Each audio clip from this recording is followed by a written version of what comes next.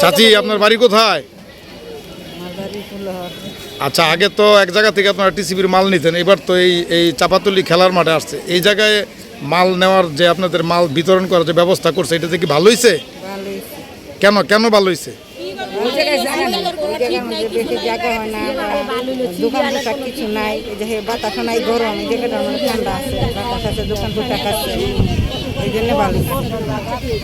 আপনার বাসা কোথায়?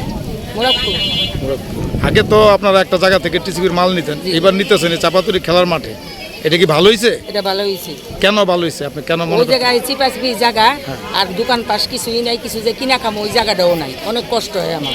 আপনার বাসা কোন গ্রামে? বংশাসন।